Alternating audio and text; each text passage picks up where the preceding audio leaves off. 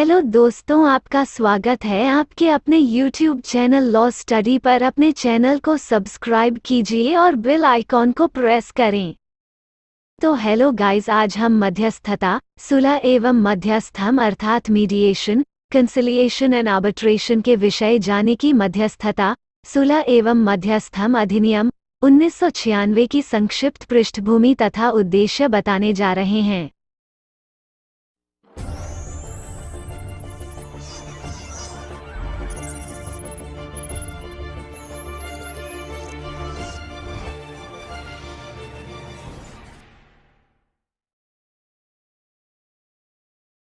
मध्यस्थम एवं सुलह अधिनियम 1996 की संक्षिप्त पृष्ठभूमि बताते हुए इसके उद्देश्यों पर प्रकाश डालिए। Discuss the background and objects of arbitration and conciliation act 1996। मध्यस्थम एवं सुलह के माध्यम से विवादों का निपटारा करने की प्रथा अतीत से चली आ रही है। गांवों में चौपाल पर या प्रतिष्ठित लोगों की मध्यस्थता से विवादों का निपटारा होता रहा है।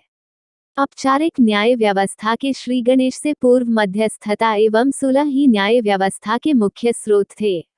मुख्य न्यायाधीश सर रॉबर्ट रेमंड ने भी यह कहा है कि मध्यस्थम विवाद के दोनों पक्षों के बीच उनकी पारस्परिक सहमति से चयनित व्यक्ति द्वारा मामले के निपटारे का एक सुलभ तरीका है, जिसमें ऐसा चयनित व्यक्ति न्यायाधीश अर्थात निर्णायक का कार्य करता है। धीरे धीरे पंचायतें बनी और 5 व्यक्तियों का समूह न्याय प्रदान करने का काम करने लगा। कालांतर में इसी व्यवस्था ने मध्यस्थम का नाम ग्रहण किया। विभिन्न प्रांतों के विनियमों अर्थात बंगाल, चेन्नई एवं मुंबई के विनियमों में इस व्यवस्था को स्थान दिया गया। सन 1793 के बंगाल विनियम द्वारा विवादों को पक्षकारों की सहमति से मध्यस्थ या अधिनिर्णायकों को सौंपने की व्यवस्था की गई। आगे चलकर सिविल प्रक्रिया संहिता 1859 एवं मध्यस्थम अधिनियम 1899 में प्रथम बार मध्यस्थ आर्बिट्रेटर की नियुक्ति के बारे में प्रावधान किया गया। 1822 के बंगाल विनियम में राजस्व न्यायालयों को भी मध्यस्थता के अधिकार दिए गए। शनैः शनैः मध्यस्थम का प्रचलन बढ़ता गया। सन 1940 में मध्यस्थम अधिनियम बना, जिसे संपूर्ण भारत में समान रूप लागू किया गया। धीरे धीरे यह अधिनियम भी आलोचना का शिकार बना और इसकी कमियां सामने आने लगी। परिणाम यह हुआ कि इस अधिनियम के स्थान पर सन 1996 में एक नया अधिनियम पारित किया गया, जिसे मध्यस्थम एवं सुलह अधिनियम आर्बिट्रेशन एंड कंसिलिएशन एक्ट का नाम दिया गया। पुराने अधिनियम की कमियां। ज्यों-ज्यों व्यापार व्यवसाय का क्षेत्र बढ़ता गया, त्यों-त्यों मध्यस्थम का दायरा भी बढ़ता गया। जब अंतर्राष्ट्रीय व्यापार की जड़ें पांव पसारती गई तो सन 1940 का मध्यस्थम अधिनियम अपनी उपयोगिता खोने लगा, क्योंकि अंतर्राष्ट्रीय वाणिज्यिक विवादों के लिए इस अधिनियम में कोई व्यवस्था नहीं थी। इसी प्रकार की और अनेक कमियां इस अधिनियम में थी, जैसे एक मौखिक मध्यस्थम करार अर्थात सन 1940 के अधिनियम के प्रावधानों के अनुसार मध्यस्थम करार मौखिक भी हो सकता था। 2 विदेशी पंचाट को प्रवर्तित कराने की इस अधिनियम में कोई व्यवस्था नहीं थी।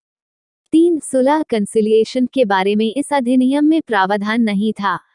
4 इस अधिनियम के अंतर्गत मध्यस्थम पंचाट उसी न्यायालय में दाखिल किया जा सकता था जिस न्यायालय को विवादग्रस्त विषय वस्तु को एक वाद के तौर पर सुनने की अधिकारिता थी।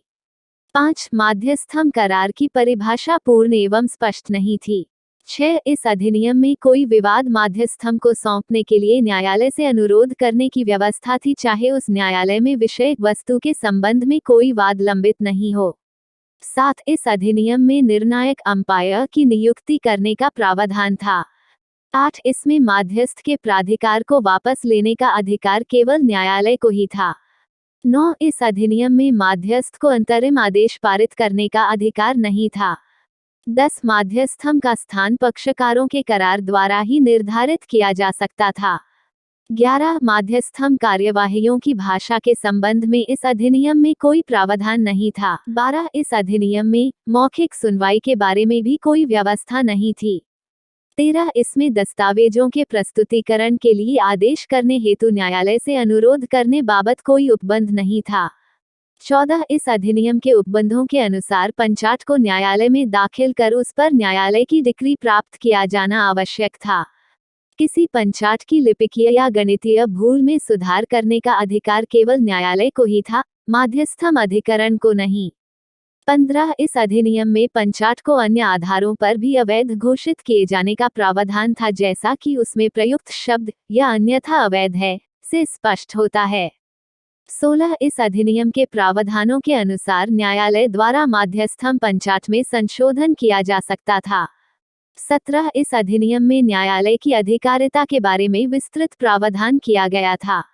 18 सन 1940 के अधिनियम में विदेशी पंचाट के संबंध में कोई प्रावधान नहीं था।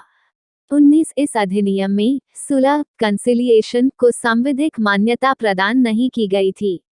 इस प्रकार सन 1940 के माध्यस्थम अधिनियम में अनेक कमियां थी और इन्हीं कमियों के कारण इस अधिनियम को निरसित कर सन 1996 को नया अधिनियम पारित किया गया।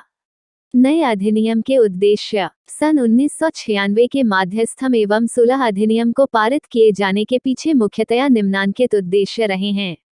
1. अंतर्राष्ट्रीय वाणिज्यिक माध्यस्थम इंटरनेशनल कमर्शियल आर्बिट्रेशन तथा सुलह को सम्मिलित करना। 2. माध्यस्थम कार्यवाहियों के लिए ऐसी प्रक्रिया सुनिश्चित करना जो कृजु, त्वरित एवं न्यायसंगत हो। 3. माध्यस्थम पंचाट के कारण दिया जाना, ताकि यह लगे कि पंचाट स्वतंत्र एवं निष्पक्ष भाव से दिया गया है। 4. माध्यस्थम अधिकरण की अधिकारिता सुनिश्चित करना तथा यह निर्धारित करना कि अधिकरण अपनी सीमाओं एवं अधिकारिता में रहकर कार्य करें। 5. माध्यस्थम कार्यवाहियों में न्यायालयों की पर्यवेक्षीय भूमिका सुपरवाइजरी रोल तय करना। 6. विवादों के हल के लिए मध्यस्थता एवं सुलह जैसे वैकल्पिक उपायों को प्रोत्साहित करना।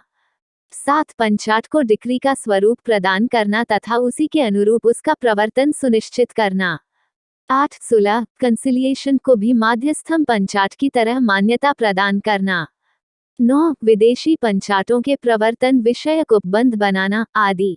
नए अधिनियम में पुराने अधिनियम की कमियों को दूर करने का प्रयास। सन 1996 के माध्यस्थम एवं सुलह अधिनियम में माध्यस्थम अधिनियम 1940 की कमियों को दूर करने का प्रयास किया गया, यथा 1. मौखिक माध्यस्थम करार की व्यवस्था को समाप्त कर ऐसे करार का लिखित होना आवश्यक बनाया गया था। 2. माध्यस्थम पंचाट को उसी न्यायालय में दाखिल करने की बाध्यता को समाप्त किया गया जिस न्यायालय को विवादित विषय वस्तु को वाद के तौर पर सुनने की अधिकारिता हो। 3. माध्यस्थम करार की पूर्ण एवं स्पष्ट परिभाषा की गई। 4. अब यह आवश्यक किया गया कि कोई विवाद माध्यस्थम को सौंपने के लिए उस न्यायालय से तभी अनुरोध किया जा सकता है जब उसमें तद्विषयक मामला लंबित हो। 5. निर्णायक अंपायर की नियुक्ति की व्यवस्था को समाप्त कर दिया गया। 6. अब माध्यस्थ के प्राधिकार को वापस लेने का अधिकार विवाद में के पक्षकारों को भी दिया गया। 7. माध्यस्थ को अंतरिम आदेश इंटरिम ऑर्डर पारित करने की अधिकारिता दी गई। 8. अधिकरण को माध्यस्थम के स्थान में परिवर्तन करने की शक्तियां प्रदत्त की गई। 9. माध्यस्थम कार्यवाहियों की भाषा लैंग्वेज के संबंध में समुचित प्रावधान किया गया। 10. मौखिक सुनवाई की व्यवस्था की गई। 11. पंचाट के अंतिम हो जाने पर उसे डिक्री के समान मान्यता प्रदान की गई। 12. पंचाट को अपास्त करने के आधार सुनिश्चित किए गए। 13. विदेशी पंचाट के प्रवर्तन की व्यवस्था की गई। 14. अंतर्राष्ट्रीय वाणिज्यिक माध्यस्थम को स्थान दिया गया। 15. सुलह जैसे वैकल्पिक उपचारों को प्रोत्साहन दिया गया। इस प्रकार नए अधिनियम को पूर्ण बनाने का पूरा प्रयास किया गया है, लेकिन अभी यह अपनी शैशव अवस्था में है। कालांतर में यदि इसकी कोई व्यावहारिक कमियां प्रतीत होती हैं तो संशोधन की संभावनाएं बन सकती हैं। हमारी इस वीडियो को अंत तक देखने के लिए धन्यवाद। हमारे चैनल को सब्सक्राइब कीजिए और बेल आइकॉन को प्रेस करना ना भूलें। Law study